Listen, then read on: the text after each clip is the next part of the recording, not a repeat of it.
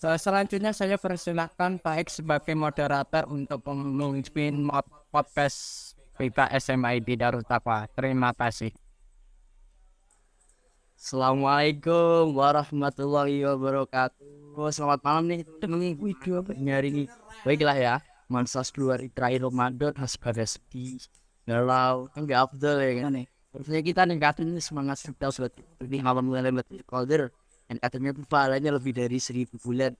Gas deh ya kan, habis ini kita ini kau sebagai dapat di Nah, malam ini kita datang taman bicara spesial jauh-jauh di sana buat bicara panjang lebar.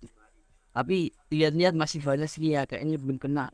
Pas pembicara kita malam ini baru kenal, baru tahu deh wajah-wajah kayak gini. Nah, maka dari itu kenal biar izinkan saya sedikit buat nyeritain siapa pembicara kita malam. Banting pintu, bilang ke mama, minta festik. Dijawabku ya, tunggu awal bulan. Kenalin beliau ini Muhammad Fadlan Sidik. Gak usah panjang, cukup panggil aja Kak Fadlan. Beliau lahir di Ciamis, tanggal 7 November 1998. Jadi kalau sekarang itu umurnya 24 tahun ya. Dan umur mata buat nikah nih ya Kak ya. Semoga tahun depan lah bisa segera ada pinangan ya. Amin. Terus dia menyelesaikan pendidikannya di SD hingga SMP di Ciamis, lalu berlanjut MA Madrasah Aliyah di MA Plus Kota 91 Surakarta. Lainnya di Ciamis, tapi kok SMA-nya di Surakarta nih ya. Menarik ya. Terus di sana, oh ya, menarik pembicara kita malam itu memang real traveler nih guys ya. Terus semua negara, mancan negara didatangi lah ya. Terus beliau juga menyelesaikan S1 Yayan Salatiga dengan jurusan Sejarah Keagamaan Islam. Plus pakai beasiswa full dari FMC. Kalau sekarang itu namanya berarti KIP kuliah ya. Terus sekarang beliau lagi lanjut S2 di Ankara Social University di Turki sana dengan jurusan International Relations atau hubungan internasional.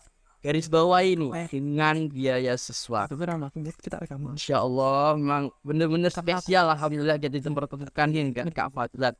Jarang-jarang ya kan kita kenal sama seorang pembicara bisa sampai luar negeri dari sana. Saya berangkat dari aku sekian beasiswa Indonesia IAIN Atlantic Test Life ya live internasional. Terus lain juga lagi menyelesaikan S2 di Turki sana. Avadar ini dulunya adalah seorang founder, pendiri komunitas kantas. Yang ini tuh anggotanya mahasiswa Yayan Salatiga yang tinggal di asrama, berarti santri lah ya. Nah kegiatannya apa sih kata Ben? Dulu tuh Kak Fadlan bikin kegiatan namanya One Day 15 Minutes ya kak. Sehari baca buku 15 menit. Insya Allah ini meningkatkan literasi masyarakat bisa angkat ke bawah rata-rata. Terus Kak Fadlan ini juga seorang pendirinya podcast Ngapain sih ya, ngobrol seputar inspirasi. Saat ini ada 18 episode di podcast ini. Kalau teman selingar gitu kan. Tapi apa sih ini podcast Ngapain sih? Katanya membahas seputar mendapatkan beasiswa kuliah di luar negeri. Gimana caranya? Yang pengen lebih lanjut tahu gimana apa jelasin teman-teman bisa ya dari salah tiga tuh yang Eropa gitu loh, jauh-jauh ke luar negeri. Gimana caranya? Bisa langsung aja di Kak Fadlan di @FFADLAN_S. Sikat habis dah itu podcast saya nih. Terus selain juga bikin podcast, Kak Fadlan juga pernah mimpin dan mengkoordinir kegiatan ngaji literasi. Dan skalanya tuh nggak gaming guys, skala nasional. Tamunya juga nggak gaming juga nih. Penulis sifat doing Masya Allah, penulis lima benar. Ini kan sama coba nggak kenal sama kami ngotik aja ya dan spesial. Lebih film sih. Tapi membuat film surveinya di film yang kemana-mana jadi pembicara. Dia di luar juga. Kayaknya Kak Fadlan ini ngefans banget deh sama Ahmad Fuadi. Makanya sampai ngikut jejak beliau ke luar negeri, Insya Allah. Terus, nah ini yang menarik Kak Fadlan dulu pernah menjadi finalis di Tasatri Nasional di tahun 2018. Aduh. Masya Allah, alhamdulillah saya dipertemukan dengan sosok spesial ya Kak Fadlan. Ini sebuah keistimewaan bagi kita semua nih. Apalagi SMA IT Darut Taqwa ini bisa mendatangkan beliau seperti ini. Wah, harus sangat bersyukur lah ya. Terus Kak Fathia ini juga gemar menulis banyak buku-buku beliau dari tahun 2017 sampai 2020. Antaranya ada Dermaga Dunia di Genggaman Sang Pemberani, Catatan Separuh Sarjana, Gelaknya Linding Tirani Kolonial, Perjuangan dan Cinta, Refleksi Semesta dari Masa Lalu Kita Belajar untuk Masa Depan Kita Menuju. Ada juga Malaikat Rumah Spiritual Perludung dari kisah nyata sama self reminder ketika lelah, istirahatlah dan jangan berkelit. Wah, ada nih yang menarik nih. Kak Fathia ini menyelesaikan Malaikat Rumah Spiritual Perludung dari kisah nyata itu bulan April 2022, dan buku selanjutnya yang self reminder itu terbit bulan Mei. Terus itu kayak apa sih, terus ngepiknya itu gimana kayak jarak sebulan bisa bikin 2 buku itu. Kalau emang gak spesial emang gak akan kita undang deh kayaknya ya. Insya Allah, alhamdulillah. Terus tambah kuliah anu itu aja biografi singkat kalau pengen lebih kenal bisa aja cek di Kak Fadlan @SSABLAN_test. Sekarang saya ini tanya sama Kak Fadlan, gimana Kak rasanya kuliah di Turki itu? Gimana sih, saya pengen tahu gitu. Saya ada kenalan kuliah di Turki, tapi jalurnya mandiri Kak, enggak pakai beasiswa gitu. Bisa lah coba Kakak ceritain sedikit Kak Fadlan. Baik teman-teman, terima kasih undangannya. Jadi yang menarik dari kuliah di luar negeri itu adalah kita akan berkenalan dengan dunia internasional. Jadi kita tuh teman-temannya gak hanya orang Indonesia. Jadi emang kita terbiasa untuk berkenalan dengan orang-orang dari seluruh penjuru negeri. Dan yang menjadi menarik nilai plusnya dari kuliah di Indonesia adalah jurusannya tuh kita sangat spesifik ya, sangat spesifik, sangat mendalam dan sangat padat. Dan mendapatkan beasiswa untuk kuliah di luar negeri itu bagi saya adalah sebuah hal yang penting ya. Karena kalau misalkan kita lihat teman-teman kuliah di luar negeri dari tempat dana mandiri atau dari orang tuanya sendiri, saya lihat mereka tuh emang tidak semua ya. Saya lihat itu mereka tidak terlalu persiapan dengan matang, tidak terlalu bersungguh-sungguh. Kenapa? Karena mereka didananya dari orang tuanya gitu, dimana mereka mau lulusnya cepat, mereka gak masalah gitu kan, yang dananya kan orang tua. Tapi kalau kita beasiswa, kita punya tantangan tersendiri, kita harus selesai tepat waktu, jangan ngaret gitu. Dan bagusnya beasiswa itu kita berseleksi dengan yang lain kayak gitu. Jadi untuk teman-teman, jadi kalau yang pandangan kita kalau mau kuliah ke luar negeri, jangan cuma lihat wahnya aja, jangan cuma lihat wah ada salju keren nih, nasi main salju gitu kan. Saya baru 2 bulan di sini di Turki dan saya udah main ski di gunung salju. Wah itu namanya keren banget gitu kan. Rasanya kayak di dunia mimpi. Karena segi latar belakang itu putih semua. Putih itu gunung itu semuanya putih. Kayak kayak mimpi gitu, dalam mimpi. Jadi gak ada latar kayak gitu. Jadi kayak kalau di foto tuh memang latar background putih memang putih banget kayak gitu. Dan banyak sekali hal menarik di negeri Turki ya. Tapi yang teman-teman cari untuk di luar negeri bukan lingkungannya, bukan enak-enaknya saja kayak gitu. Tapi yang dicari kuliah di luar negeri adalah keluasan ilmunya, keluasan pertemanannya di sini, dan juga kedalaman ilmunya kayak gitu. Karena di sini kita belajarnya pakai bahasa Inggris ya, kalau saya sendiri ya. Tapi ada juga yang pakai bahasa Turki ya. Tapi saya pakai bahasa Inggris. Dan seperti kata Mutiara, the limit of your language is the limit of your world. Keterbatasan kita menguasai bahasa adalah keterbatasan kita untuk menguasai dunia gitu. Jadi teman-teman untuk bisa melangkah lebih jauh, maka teman-teman harus mencintai bahasa ya, bahasa asing, bahasa Inggris, bahasa Arab, dan bahasa lainnya supaya kita menambah keilmuan kita. Mungkin itu Mas Faik ya.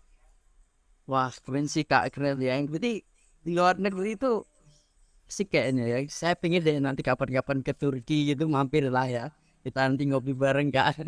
Terus kali ini saya kepo nih kak. Gimana sih cara kakak tuh dulu nemuin passion kakak tahu oh kayaknya pengen ke hubungan internasional deh. Padahal kan jujur aja banyak itu kan anak-anak yang cari-cari kuliah itu lihat tentang hubungan internasional kan langsung mindsetnya tuh langsung mau kerja apa diploma juga gak dibutuh-butuhin banget. Gimana kak bisa kepikiran itu passion kakak di situ bisa berani ambil HI apalagi keluar Turki lagi. Gimana sih kak ceritanya cerita kakak itu sih? Oke, sebenarnya kita akan mendalami apa itu passion itu sendiri. Jadi passion adalah hal yang suatu bidang atau baik itu hobi, baik itu studi yang menjadi hobi kita.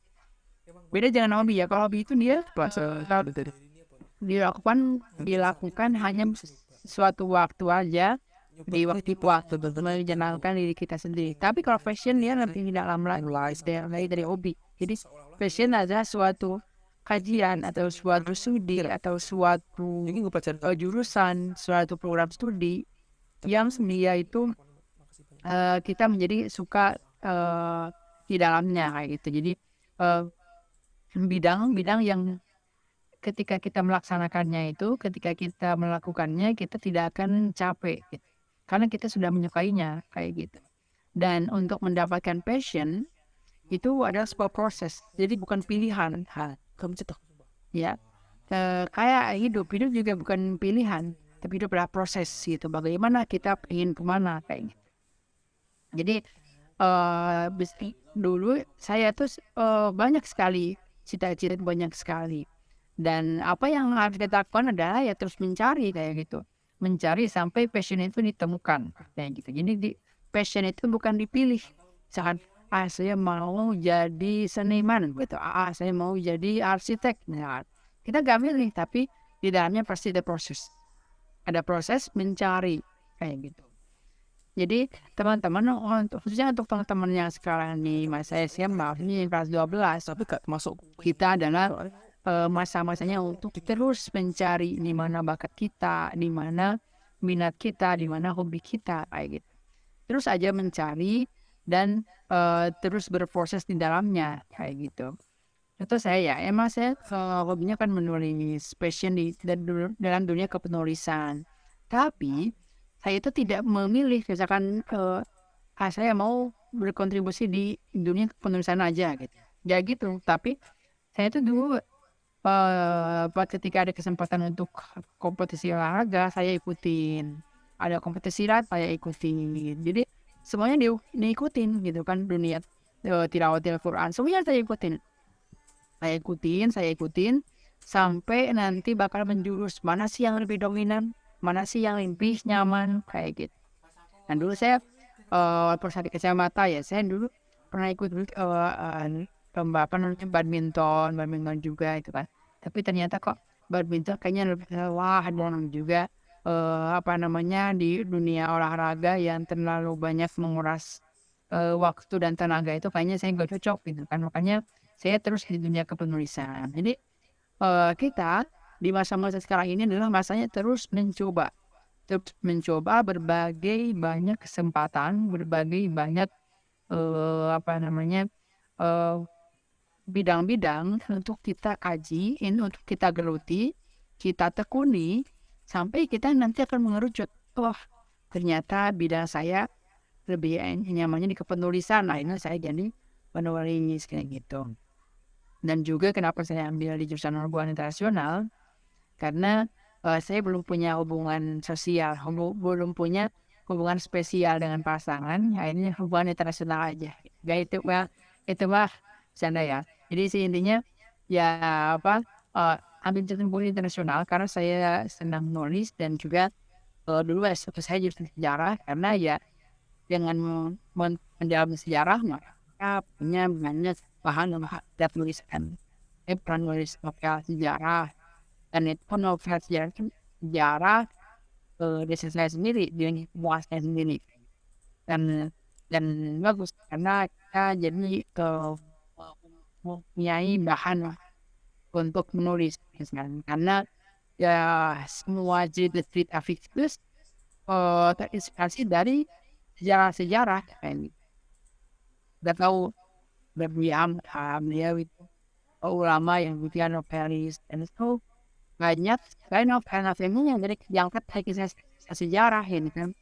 Filmnya Rahman Darmi itu kan dari kisah dari sejarah-sejarah juga kan dari Dilan Madin itu ya filmnya karya Ahmad Wadi kayak film Negeri Lima Menara kan tentang dia ini ya tentang kehidupannya di Gontor gitu kan. Dan terus ada hal yang menara itu sebenarnya tentang pengalaman sejak sejarah dirinya sendiri kayak gitu.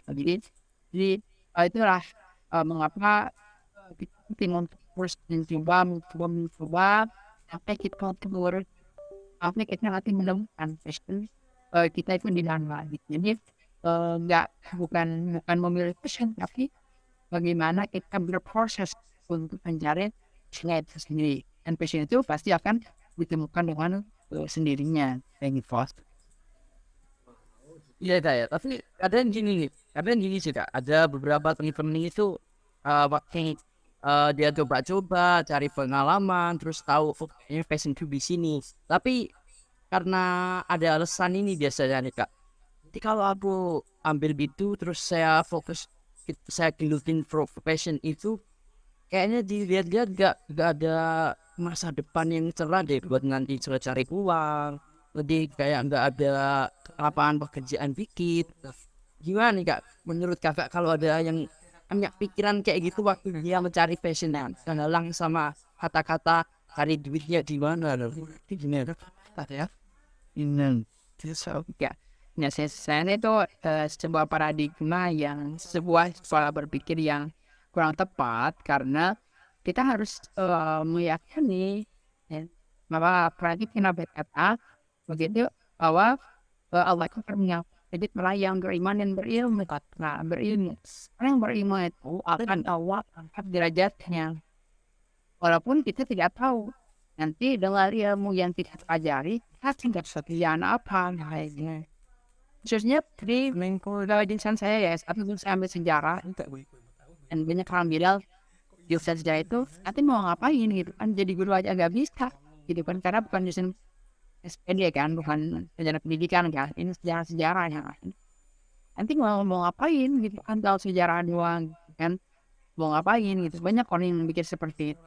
Tapi ibu saya bilang bahwa ya belajar aja gitu, karena yang akan mengangkat derajat itu Allah, bukan orang-orang, bukan pegawai kantor, bukan perusahaan-perusahaan yang mengangkat derajat kita, bukan gaji-gaji kita yang mengangkat derajat kan, tapi Allah dengan caranya sendiri, dengan cara Allah sendiri. Itu jadi kita harus yakin bahwa dengan kita mencari ilmu, kita sudah dijamin untuk diangkat derajatnya oleh Allah Subhanahu Wa Taala. Jadi untuk mencari passion, untuk mencari mimpi, mencari bidang yang akan menjadi bakat kita harus berpikir bahwa kita emang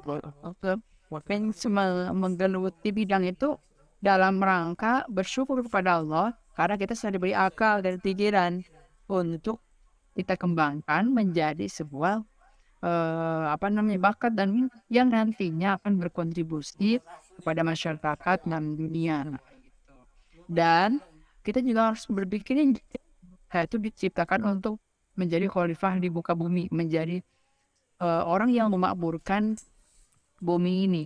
Maka kita harus bertumpu pada ke sana, memang harus bertumpu untuk meraih kemuliaan dengan ilmu yang kita miliki, dan juga bertumpu pada kita ingin bermanfaat dan oleh banyak orang, bermanfaat ya, bukan dengan meraih nanti pekerjaan yang mumpuni, pekerjaan yang nanti gajinya banyak. Itu jadi tujuan kita, karena nanti dengan gajinya banyak nanti kita bisa membantu orang lebih banyak lagi, itu juga tujuan, tapi jangan menjadikan tujuan utama, karena kalau tujuannya ke sana, apa bedanya dengan dunia barat, dengan sekuler, dengan materialisme gitu kan, yang bertumpu pada materi adalah orang Islam. Kita adalah orang yang punya pemikiran misalnya kayak gitu.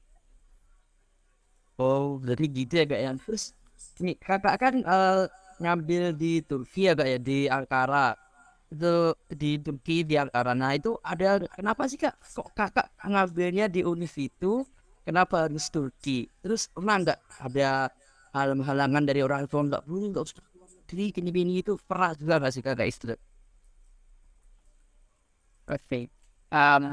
Kenapa saya memilih kuliah di Turki? Itu ya karena emang jurusan yang jurusan yang sesuai dan jalan dengan background dengan latar belakang estetiknya itu ya di angka ini kayak gitu. Kemudian untuk tantangan dari orang tua gak ada gitu kan, gak ada.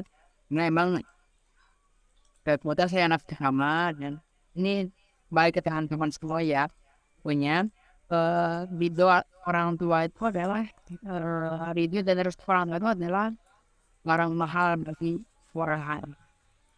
Intinya gini, dulu saya itu udah terima di masjid tapi tidak ada siswa muslim biasanya tidak full gitu kan, jadi berangkat harus dengan uang sendiri. Saya ya satu SMA sedikit and then emang ada tawaran beasiswa mau sejarah gitu kan, dan ketika saya pergi ke orang tua gak mau sendiri karena emang ada ibu saya emang belum terlalu siapnya. Itu masuk kan yang gue sih sekolah tuh beda, jangan dulu saya dulu di luar, udah besok aja sekolah aja S2 di luarnya gitu kan. Ya ini dia tuh orang yang akhirnya dia berat hati karena saya pikir pengen banget kalau seperti ini soalnya di Jakarta dia yang lulus ke masjid 15 orang yang gak berangkat kelasnya sendiri kayak gitu. Nah jadi siapa yang gak sakit hati, maksudnya siapa yang gak kecewa kayak gitu. Bisa saya yakin ribu orang tua itu mahal. Jadi teman-teman ada teman-teman gitu jangan kita apa namanya dan keren-kerenan lihat luar negeri terus sampai lawan orang tua kayak gitu dan seterusnya. Jadi pertanyaan orang tua kayak gitu. Nanti balik ke bikin apa Ada di luar ada konteks nih. Ngomongin ridho orang kawan nih kak sama passion ya. Kadang banyak ya teman-teman saya itu juga yang gak masalah itu suara-suara. Teman saya tuh ternyata passionnya A, tapi orang saya tuh pengennya anaknya B. Kamu gak boleh kesini, kamu kesini paksanya ke orang tuanya kayak. Terus kalau semua kakak ada di posisi kayak gitu, apa nih bakal kakak lakuin pak? Ojo ning gede nasihat. menyikapi orang tua ya, karena orang tua kan berbeda-beda ya, ada yang menuntut anak, ada yang tidak kayak gitu. Nah kalau memang kita di kursi sifat tawa itu mendapat orang tua dan orang tua itu menuntut kita, menuntut apa yang kita tidak suka, menuntut bidang yang tidak kita suka untuk kita tekuni, maka harus saya di posisi itu ya saya akan meyakinkan orang tua saya bahwa saya menyukai bidang ini dan saya bisa berpikir orang tua saya bahwa saya bisa melaksanakan belajar orang tua dengan bakat saya di bidang A, misalkan di bidang ini, dan mohon doanya mohon doanya dan doanya untuk kesuksesan saya kayak gitu. Dan mohon maaf tidak mengikuti apa yang Bapak minta gitu kan, karena memang tidak sesuai atau sulit untuk dicapai. Jadi kita harus pertama meminta maaf gitu karena memang tidak sesuai, dan juga kita harus meminta doa dari orang tua. Intinya apa? Bagaimana caranya kita tetap mendapatkan restu orang tua kayak gitu. Walaupun kadang tapi kadang seperti apa ada tuh yang orang pengen itu tetap ngotot gitu, kalau dia nggak boleh gini, sedangkan kita nggak bener-bener nggak ada minat, nggak ada keinginan, tapi kita dipaksa. Dan kita nanti kepaksa menjalani itu bertahun-tahun, kita nggak minat, kita stres sendiri. Apa kita harus bener-bener harus tetap ikut orang tua, atau memang kita agak melawan sedikit gitu? Kalau dari kakak sendiri, dari pengalaman kakak. Kalau memang udah gitu keadaannya kita tetap dipaksa, maka yang kita akan ya menjalaninya, dan kita yakin bahwa kita bisa menaklukkannya, bahwa kita bisa menjadi ahli di bidang yang orang tua kita pilih itu. Karena memang ada sebuah ada yang bilang bahwa so untuk menekuni sebuah ilmu itu emang harus dipersiapkan. Jadi menekuni ilmu, belajar, dia kan ibadah ya. Kalau Jadi, misalkan baik itu Allah untuk beribadah. Atasnya mencari ilmu itu kan wajib kan. Nah, kalau kita menggeluti memahami sebuah ilmu itu adalah dengan menggelutinya, dan kita harus dibarengi dengan sedikit paksaan. Karena kalau kita tidak dipaksa, maka kita ya memang males gitu kan, belajar sistemnya, masa belajar ya adanya gitu kan, nggak serius kayak gitu. Jadi yakin, walaupun dalam keadaan terpaksa oleh orang tua, kita yakin bahwa kita bisa gitu kan. Karena saya gitu dulu di jurusan sejarah ya, itu gak suka sebenarnya di belajar sejarah kayak gitu, tapi karena emang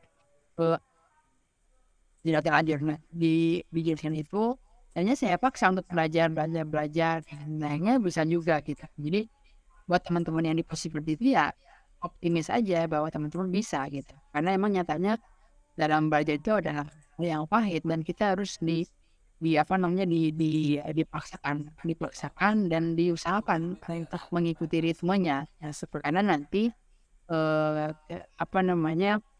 passionnya itu apa ketemu sendiri, nyamannya akan ditentukan sendiri ketika kita sudah berusaha untuk melakukan baik-baik itu. nggak kok betul kayak. Kalau beritahu kakak ini ketika pakai beasiswa apa sih? Saya berangkat ke Turki dengan beasiswa dari pemerintahan yang itu emang mirip dengan PNP, mirip dengan PNP walaupun beda lembaga. Jadi buat teman-teman yang pengen kuliah dengan beasiswanya, ya itu ya seperti beasiswa PNP itu. Jadi semua prosedurnya, persyaratannya, ketentuan semuanya sama persis dengan PNP. Dan itu PNP itu beasiswa dari pemerintahan Indonesia melalui Kementerian Keuangan. Ingat dong. Berarti nanti waktu kakak lulus itu ada kontrak gitu nggak kak? Nanti harus kembali ke Indonesia, harus mengabdikan diri. Ya, itu pasti itu. Karena beasiswa pemerintahan ya. Dapat benefit apa aja kak dari beasiswa itu kalau gitu? Ya, benefitnya untuk kuliah dan untuk keseharian gitu, sehingga kita tidak kesulitan untuk studi di luar negeri gitu ya. Jadi ya pada umumnya beasiswa pada umumnya, jadi semuanya udah ditanggung. Jadi kita gak usah mikir-mikir kerja lagi di luar negeri kayak gitu. Pertanyaan terakhir nih kak, dari saya buat kakak, satu bisa minta sedikit apa namanya? Wih jangan lah kak, saran tips pesan buat teman-teman yang sedang berjuang struggling buat cari base-nya yang sampai usaha skala. Berarti ini only mode berbeda. Oke. Saya akan mengutip satu quote saja atau mahfuzat ya. Al-harokatu barokah. Jadi gerakan-gerakan kita itu adalah mengandung keberkahan. Maksudnya gerakan ini apa? Gerakan itu ya upaya kita untuk mencoba hal yang baru, upaya kita untuk menekuni suatu bidang, upaya kita untuk menekuni hobi kita, upaya kita untuk menyukai mata pelajaran. Nah itu yang saya maksud dengan barokah itu. Nah al-harokah ini barokah itu adalah ziyadul khair. Di barokah itu adalah bertambahnya kebaikan. Maka al-harokah barokah ini dalam setiap gerakan terdapat sebuah keberkahan. Artinya buat teman-teman di masa SMA ini, kita harus banyak aktif dalam mencoba hal-hal yang baru. Seperti ini halnya Najwa Shihab ya, berkata bahwa habiskanlah jatah kegagalanmu di usia muda. Gitu. Artinya adalah ya emang besarnya mencoba. Yang nggak pernah gagal adalah dia yang belum pernah mencoba. Kan dia nggak pernah gagal karena mencoba aja nggak pernah. Nah, kita di usia muda ini kita harus banyak mencoba hal yang baru, hal-hal positif yang baru. Oke, makasih banyak Kak atas jawaban-jawabannya. Nah, sekarang buat teman-teman yang hadir di acara ini, semua ada yang mau bertanya silakan. Oh, udah ada ini. Aksilia, mungkin bisa open mic dan menyalakan kameranya. Oke, baik. Terima kasih banyak untuk kesempatannya Kak. Apa saya terdengar dengan baik? Ya, bisa diterima. Silakan mengajukan pertanyaannya. Off kamera ya Kak, karena sudah malam gitu. Dan kondisi juga keadaannya. Dan saya izin bertanya kepada kakak narasumber yang saya ingin tanyakan di sini. Mungkin mempunyai beberapa hobi begitu yang dikatakan passion, tapi di sini saat melakukannya itu kan kalau memang benar-benar passion, kita merasa berapi-api dan penuh semangat dan bahagia, dan juga tidak pernah bosan untuk melakukan hal tersebut. Dan kita juga sangat menguasai hal tersebut yang menjadi passion kita. Tapi di sini saya merasa itu passion kita, passion saya, Kak. Tapi saya tidak merasa berapi-api saat melakukannya, dan juga karena saya bosan Kak. Apa itu benar passion saya? Apakah memang saya belum menemukan passion yang sebenarnya Kak? Yang kedua, akan yang saya menemukan passion kita cari melalui teman di teman. Kemudian saya ini apa sih apa bisa, lalu teman mungkin mengatakan kelebihan kamu ini, dan kita improve yang mungkin dikatakan teman tadi apa bisa seperti itu Kak. Terima kasih. Baik, terima kasih Kak Aksilia atas pertanyaannya. Baik, mungkin ada lagi yang mau bertanya? Masih belum ada. Kalau ada yang mau bertanya silakan untuk mengangkat tangannya. Kayaknya udah nggak ada ya Kak ya. Baiklah, tadi udah ada pertanyaan dari Kak Aksilia. Pertanyaan tadi yang pertama, Kak Aksilia ini nggak merasa berapi-api dan udah bosan sama hal yang dilakuin. Yang sekarang Kak Aksilia ini masih yakini kalau itu passion dia. Dia bertanya Kak, apakah benar itu passion dia walaupun dia tidak merasa berapi-api dan udah bosan. Terus yang kedua, seumpama saya tanya ke teman saya, passion saya apa ya? Apakah itu bisa dijadikan pegangan untuk ini passion saya? Gitu Kak, benar. Mungkin bisa dijawab. Wes, omongan orang. Oke. Nah, ini proses mencari passion itu sangat panjang. Dan yang perlu dilakukan adalah enjoy the process. Nikmati setiap prosesnya, nikmati setiap langkahnya. Karena emang dengan sebuah passion itu gak serta langsung kita mengerjakan ini dan kita langsung menyukainya berapi-api dan sangat nyaman sehingga tidak ada beban ketika mengerjakannya. Contohnya saya dulu pengalaman mencari passion di dunia kepenulisan gitu kan sejak SMA gitu. Nah sebetulnya saya dunia nulis itu sulit dan bahkan dulu pernah pas ketika saya mengajukan cerpen ke guru saya itu kertasnya, ini kan kertas saya jempai kan dulu nulis kan masih di kertas kan di pesantren kan nggak ada laptop kan masih di kertas, dan kertas itu gimana coba dikerwal gini dan dibuang ke tempat sampah di depan mata saya gitu. Karena dia bilang ini cerpen atau ini cerpen atau naskah khutbah gitu. Kok assalamualaikumnya banyak banget kayak gitu kan. Coba di posisi itu siapa yang senang di posisi itu? Gak ada kan. Nah ini adalah proses gitu kan, nikmati prosesnya dan saya gak baper, dan karena tahu ini adalah proses. Kalau namanya proses, masa kita gagal gitu kan? Masa kita sekali mencoba langsung sukses, sekali nulis langsung pintar nulis tulisannya? Kan nggak mungkin kan? Nggak ada yang kayak gitu. Jadi semua ada prosesnya, dan ketika yang tadi kata Mbak Aksilia bilang nasa bukan unit Gari yo pokok barne iki wis iya kan berarti tidak apa kesimpulan itu siapa gitu kan, semua berdiri mas S sehingga semua proses sampai kita nanti menemukan titik nyamannya, titik ya titik kesuksesannya gitu. Akhirnya pas zaman SMA saya menjadi jurnalis dan nulis itu hal yang gampang supaya dulu kita sudah bisa selesai membuat tulisan kayak gitu ya. Kak. Terima kasih banyak atas jawabannya. Berarti udah jelas ya kayak Celia. Jawabannya itu udah mencermati prosesnya. Masa yang namanya proses sekali coba langsung sukses ya. Terima kasih Kak Fadlan. Maksudnya ya Allah saya sangat bersyukur mewakili. Oh ada yang bertanya lagi Mas Yan. Mohon maaf Kak Putri tapi ini waktunya udah habis ya Kak. Aduh mohon maaf sekali sedikit. Gimana kan? Boleh silakan kalau boleh boleh Pak. Oh boleh. Ya udah. Oke. Mohon maaf sebelumnya telat. Ini cuma mau tanya gini. Umpamanya kita kan udah tahu nih passionnya apa. Namun kayak dianggap itu passion kita tuh profitnya di masa yang akan datang tuh kayak sedikit situ peluangnya. Itu apa yang akan kita lakukan?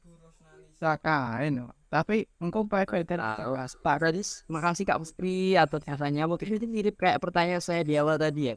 Mungkin Mbak tadi bisa jawab secara singkat mungkin karena tadi nggak jelas panggil lebat. Silakan sih Kak Putri.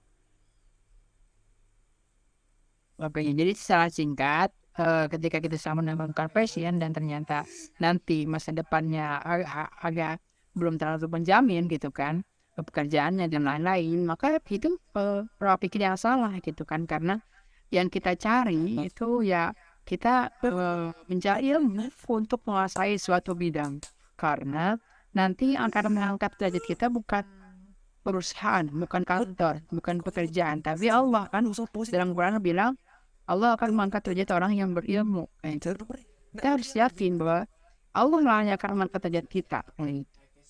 Buktinya ya, saya ini kan lahir itu saya di kampungnya, di Ciamis, Jawa Barat, dan itu di kampung banget. Dan sekarang saya tinggal di ibu kota Turki, yaitu di Ankara, kayak gitu. Dan siapa yang sangka coba bisa ke sini? Saya dari kampung ya, dari kampung 20 km ke Ciamis kota. Ya gitu jauh sekali dan orang-orang juga gak nyangka gitu. Akhirnya kayaknya di kampung saya doang nih yang keluar negeri kayak gitu, di sekecamatan yang pokoknya di kampung lah, namanya kampung ya. Nah ini siapa yang ngangkat? Apakah perusahaan swasta, apakah siapa gitu kan? Ini kan cara Allah untuk mengangkat saja orang-orang yang berilmu kayak gitu. Jadi ya terus aja kita niatkan untuk mencari ilmu gitu, untuk mengaplikasikan ibadah kita kepada Allah Subhanahu wa taala dan untuk mendapatkan keridhaan gitu. Jadi yang menyiapkan masa depan kita bukan perusahaan, bukan kantor, bukan pemerintah, bukan siapapun, tapi Allah sendiri melalui cara Allah gitu ya kan. Sobat sendiri. Terima kasih Kak Fadlan. Terima kasih Kak Fadlan. Terima kasih Kak Fadlan atas jawabannya. Saya ucapkan mungkin itu tadi ya teman-teman 3 pertanyaan yang bisa teman-teman ajukan. Nanti bagi yang bertanya nanti akan dapat door prize berupa pulsa Rp10.000 akan langsung ditransfer oleh Kak Mahmud Budi Santoso selaku penyelenggara podcast ini. Baiklah, saya ucapkan terima kasih Kak Fadlan atas waktunya dan mohon maaf bila ada kesalahan kata, ada yang terkoreksi ya. Terima kasih udah hadir di kesempatan malam ini. Semoga selalu Kak Fadlan, semoga kuliahnya selesai, semoga tahun depan dapat pasangan nih kawan nih. Ya, terus semuanya. Ya, baiklah teman-teman, kita tutup ya podcast kita malam ini. Selamat malam semua. Assalamualaikum warahmatullahi wabarakatuh. Assalamualaikum warahmatullahi wabarakatuh. Apa kita Pak? Terima kasih Kak Fadlan. Ya.